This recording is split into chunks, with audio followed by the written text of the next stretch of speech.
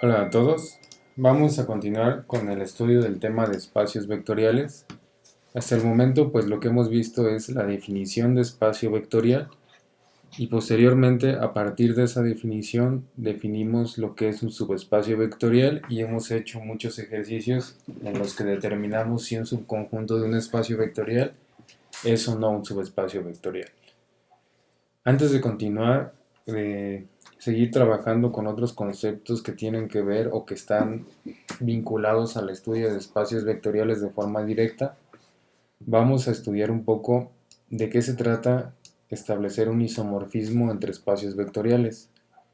Si bien este es un tema que en realidad pertenece al tema número 3, porque un isomorfismo lo podemos entender como una transformación lineal, que ustedes recordarán que es el tema número 3 de la asignatura, resulta útil introducir en este tema el isomorfismo porque nos va a permitir simplificar ciertas operaciones que nosotros vamos a hacer más adelante dentro de un espacio vectorial.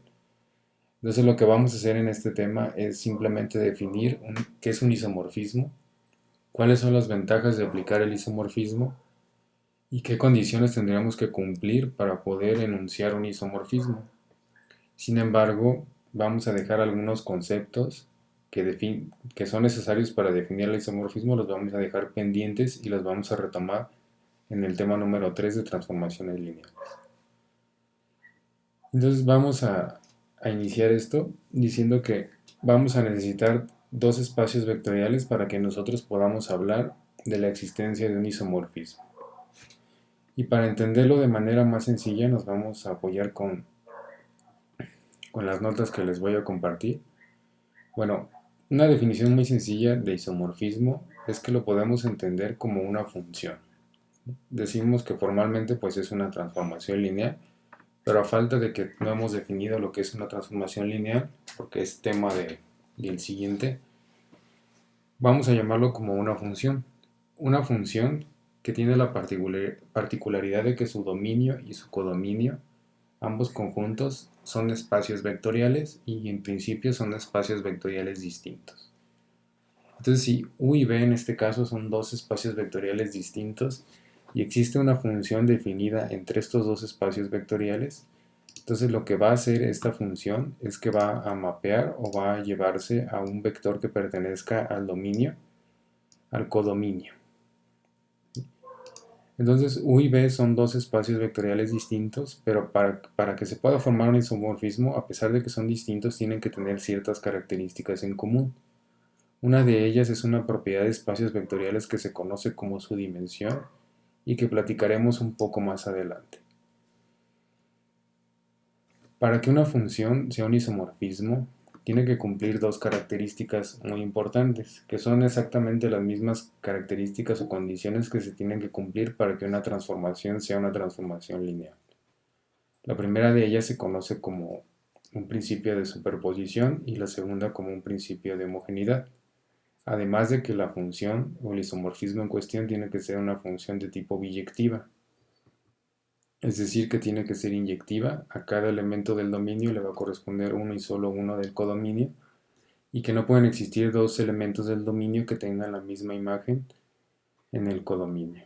Y también tiene que ser suprayectiva, que el recorrido de esta función coincida plenamente con el codominio de la función.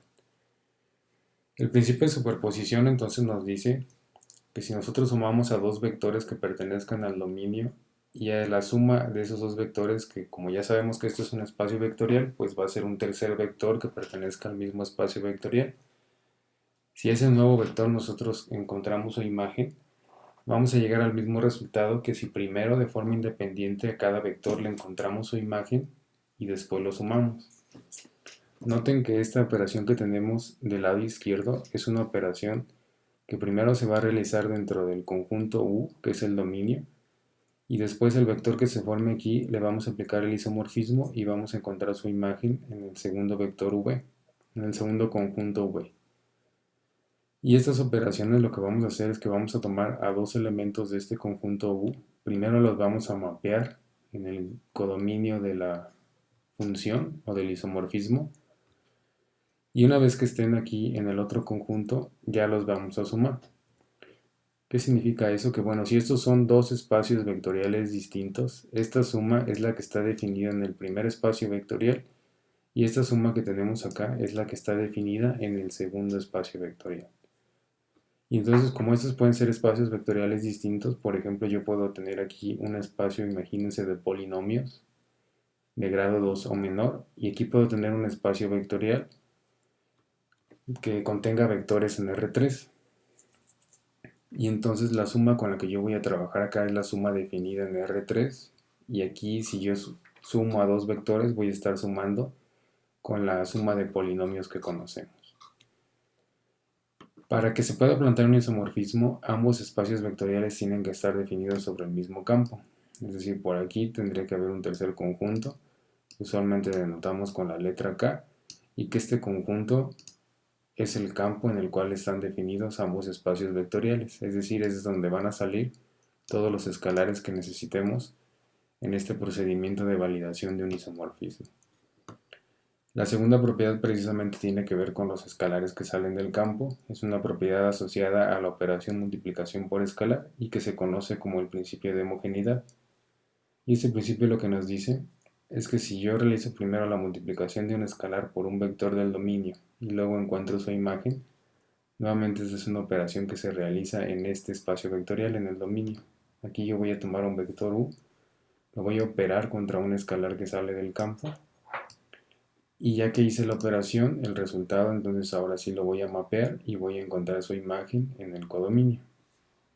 Por el contrario, del lado derecho lo que tenemos es que primero voy a mapear al vector u y una vez que esté en este espacio vectorial, voy a tomar al escalar y lo voy a operar contra ese vector y el resultado pues va a ser un vector de este codominio. Y el resultado tiene que ser el mismo sin importar qué vector u estemos utilizando ni qué escalar del campo tomamos para realizar la multiplicación por escalar.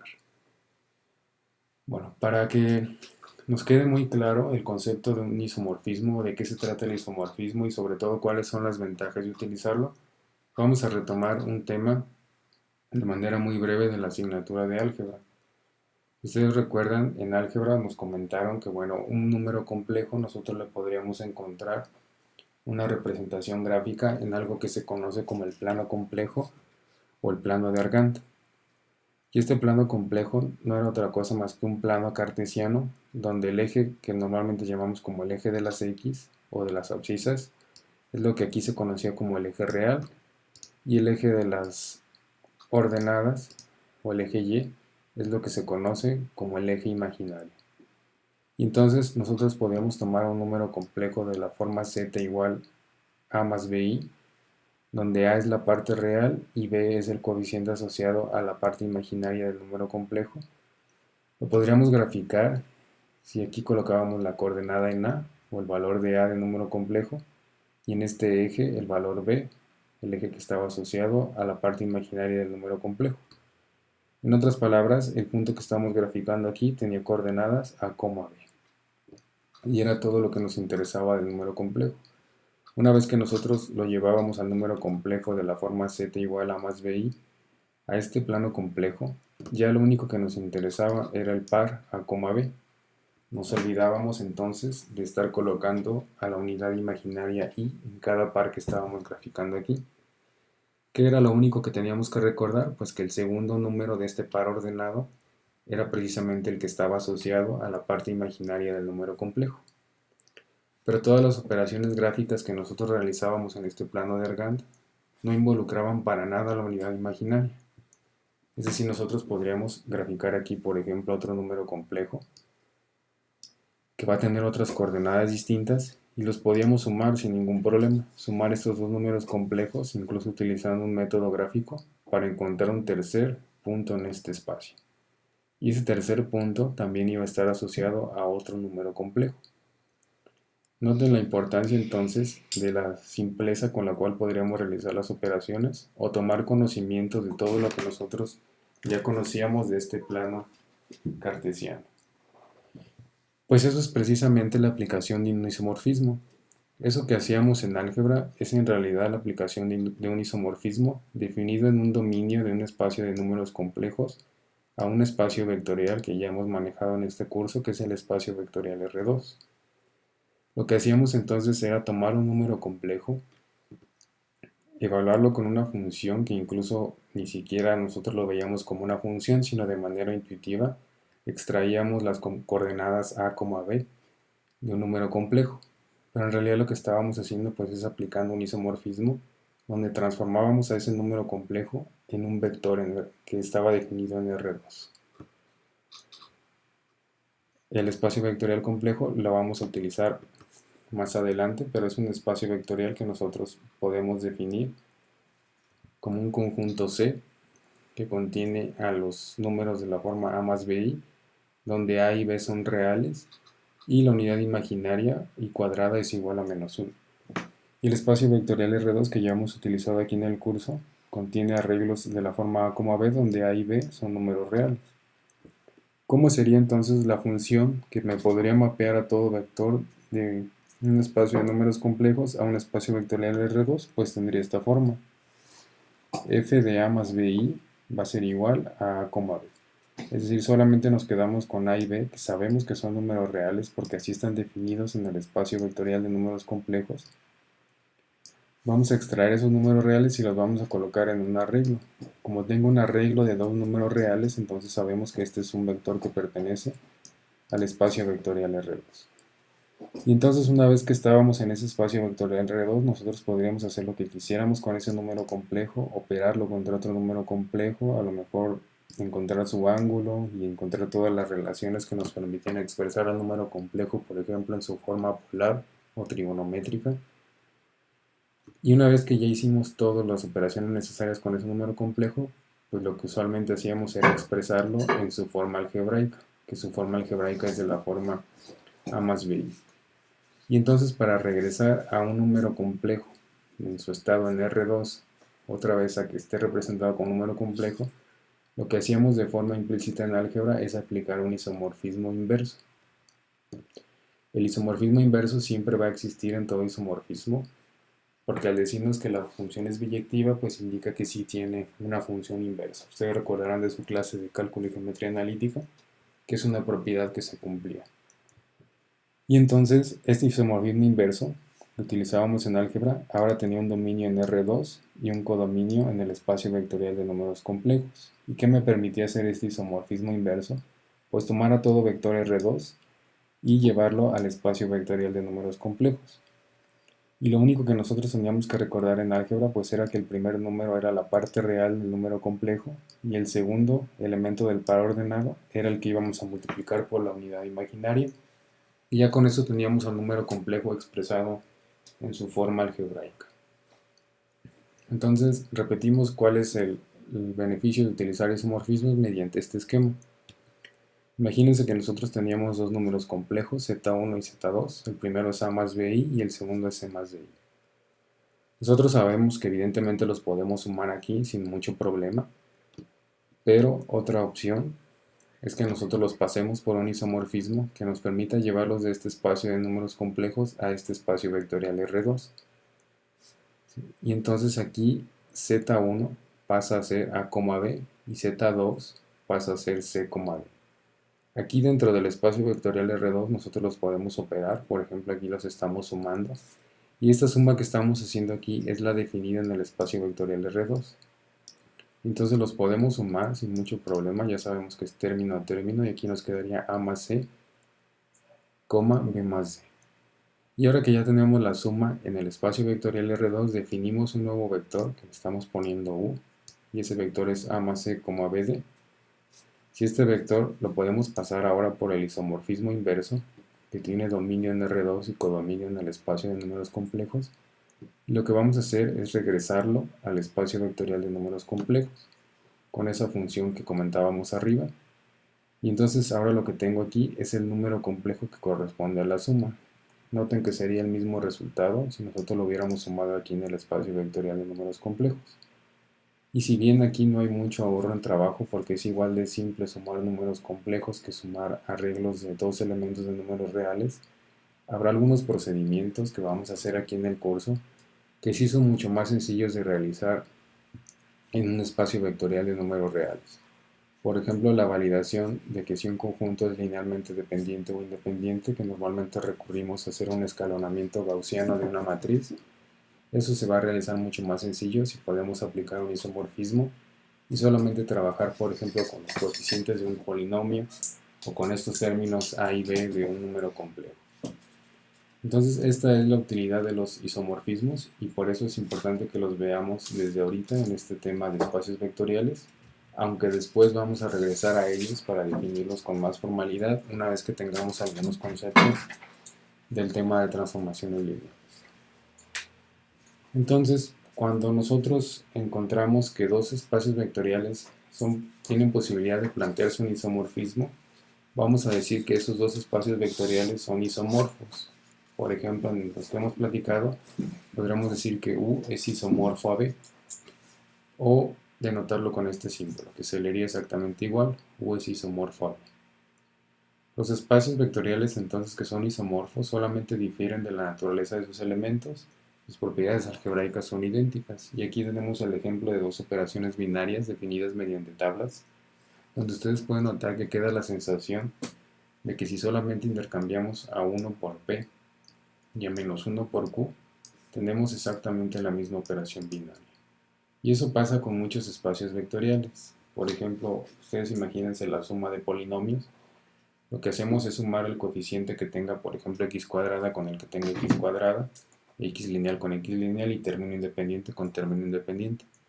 Eso no difiere nada en realidad de la suma que tenemos definida en R3, donde sumamos elemento a elemento. Bueno, vamos a hacer un ejercicio muy sencillo que nos piden verificar si esto que tenemos aquí es un isomorfismo o no es un isomorfismo.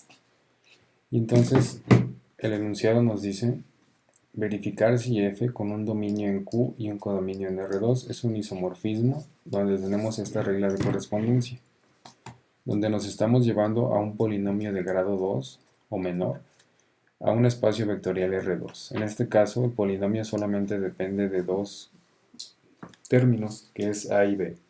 Tenemos que a multiplica x cuadrada, b multiplica a x, y el término independiente es una combinación de a y de b.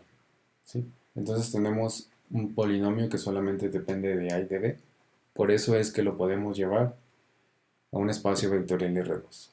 Más adelante platicaremos el concepto de dimensión y nos vamos a dar cuenta de que un requisito indispensable para plantear un isomorfismo es que ambos espacios vectoriales tengan la misma dimensión.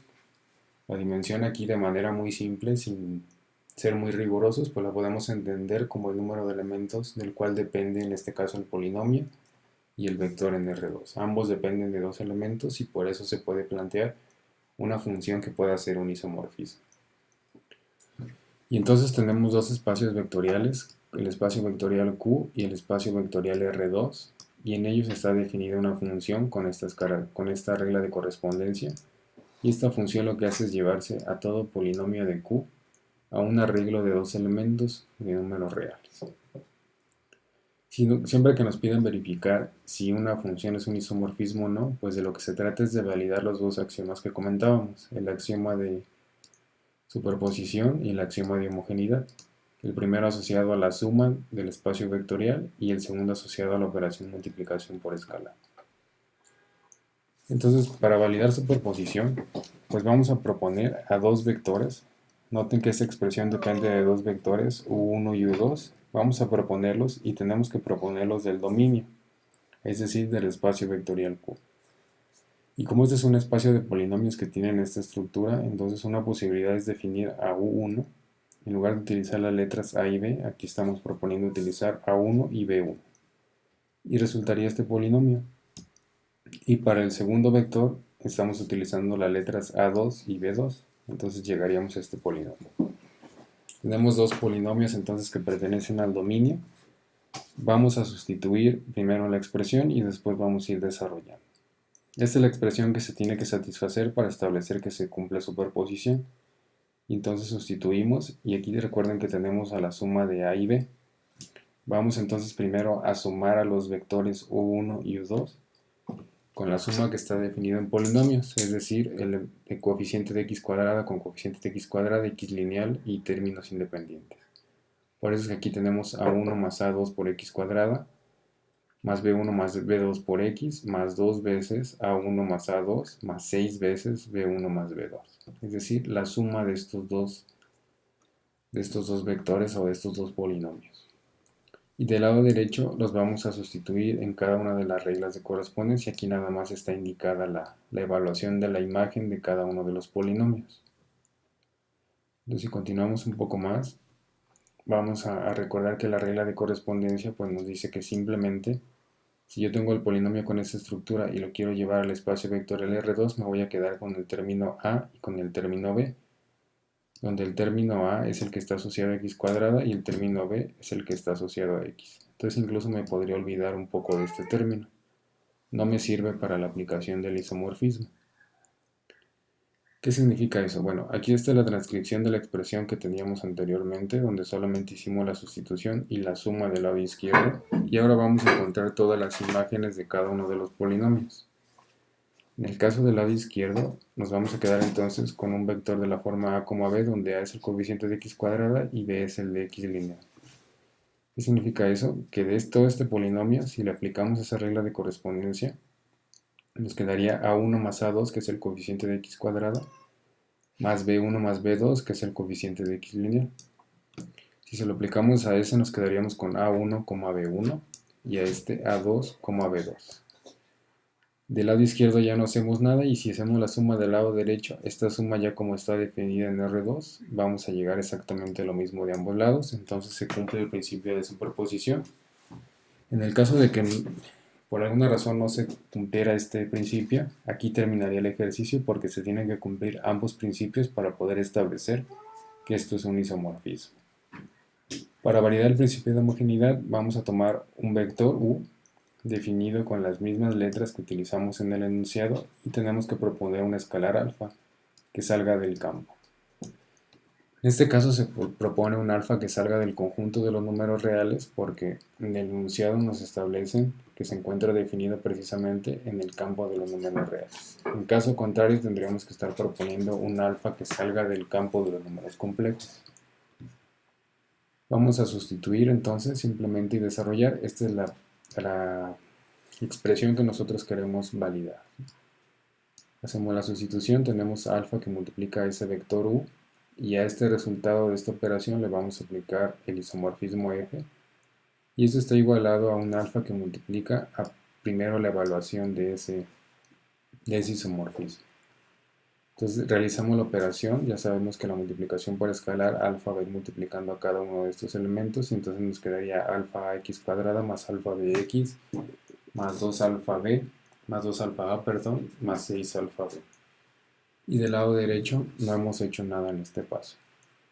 Ahora sí vamos a evaluar mediante la regla de correspondencia todas las imágenes correspondientes. ¿Qué estamos haciendo aquí? Pues al evaluar las reglas de correspondencia nos estamos llevando a todos los polinomios al espacio vectorial R2 y entonces todos estos resultados ya son vectores en R2. Si ustedes se fijan, este polinomio pasa a ser un vector en R2, donde nos vamos a quedar con el coeficiente de x cuadrada como el coeficiente de x lineal. ¿Por qué? Porque así está la regla de correspondencia. Y del lado derecho hacemos lo mismo, se evalúa la imagen de este polinomio, simplemente nos queda a, b, multiplicándose por alfa, que alfa estaba fuera de la evaluación en el lado derecho de esta ecuación. Finalmente se realiza la multiplicación del lado derecho y notamos que se cumple también el principio de homogeneidad. Por lo tanto, f, o el isomorfismo f, cumple todos los requisitos para que lo podamos llamar como tal, como un isomorfismo. Entonces la utilidad de los isomorfismos, les repito que la vamos a encontrar cuando hagamos algunos procesos dentro de este tema de espacios vectoriales. Algunos teoremas importantes es que, bueno, si ves un espacio vectorial real de dimensión n, recordando que más adelante vamos a definir formalmente lo que es dimensión, entonces B es isomorfo a cualquier espacio vectorial de números reales que tenga esa misma dimensión. Por ejemplo, el espacio vectorial de polinomios de grado 2 o menor es un espacio de dimensión 3. Significa que ese espacio vectorial es isomorfo a R3. De grado 1 o menor, estamos hablando de un espacio de dimensión 2, ese espacio vectorial es isomorfo a R2. Y así. Todo espacio vectorial es isomorfo a sí mismo, ¿sí? Podemos definir isomorfismos dentro de un mismo espacio vectorial si encontramos algún beneficio en ello para algún ejercicio o alguna aplicación ingenieril. Si un espacio vectorial B es isomorfo a otro espacio W, entonces W es isomorfo a B. Y eso lo podemos entender dado que si existe el isomorfismo de un espacio B a un espacio W, pues también existe el isomorfismo inverso del espacio W al espacio B. Después, esta propiedad involucra la definición de tres espacios, U, V y W. Lo que nos dice es que si un espacio vectorial U es isomorfo a un espacio B y B es a su vez isomorfo a un espacio W, entonces U es isomorfo a W.